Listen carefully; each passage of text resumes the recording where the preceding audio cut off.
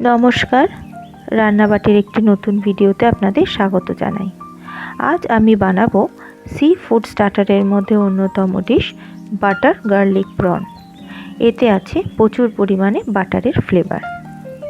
প্রথমে আমি মাছের মাথা খোসা সব ছাড়িয়ে ভালো করে পরিষ্কার করে ধুয়ে নেব। এবার আমি বেশ কিছুটা রসুন গ্রেট করে নেব। আপনারা চাইলে ফাইনলি চপড করতে পারেন। এবার আমি এক এক করে রসুন পাতা, পার্সলে পাতা ভালো করে কুচিয়ে নেব। প্রথমে আমি কড়াইতে অল্প পরিমাণে সাদা তেল দেব। প্রথমেই বাটার দিলে পুড়ে যাওয়ার ভয় থাকে। তেলে আমি প্রথমে চিংড়ি মাছগুলো দিয়ে দেব, সাথে দিয়ে দেব স্বাদ মতো নুন। গরম তেলে চিংড়ি মাছ পড়লেই কীরকম গোল্ডেন কালার হয়ে যায়। নুন দেওয়ার পরেই আমি এতে দিয়ে দেব কুচিয়ে রাখা বা গ্রেট করে রাখা রসুন। রসুনটা দিয়ে ভালো করে সব কিছু মিশিয়ে নেব। এবার এতে আমি প্রথমে 1 চামচ বাটার দিয়ে দেব, আর সাথে দিয়ে দেব হাফ চামচের মতন গোলমরিচ দিয়ে সব কিছু ভালো করে দিয়ে আমি মিশিয়ে নেব।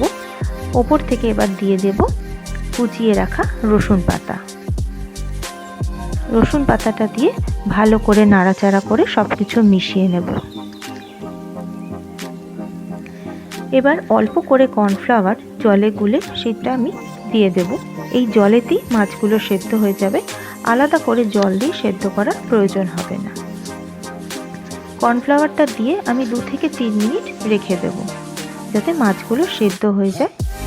এবার ওপর থেকে আমি পার্সলে পাতাগুলো ছড়িয়ে দেব। পার্সলে পাতা দিয়ে ভালো করে একটু মিশিয়ে দেব।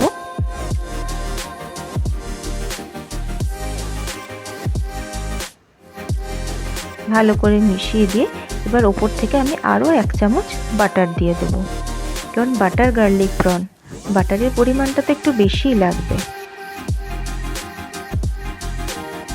বাটার দিয়ে ভালো করে আবার একবার মিশিয়ে দেব। ব্যাস তৈরি হয়ে গেল আমার super tasty butter garlic prawn, যা খেতে লাগবে দুর্দান্ত।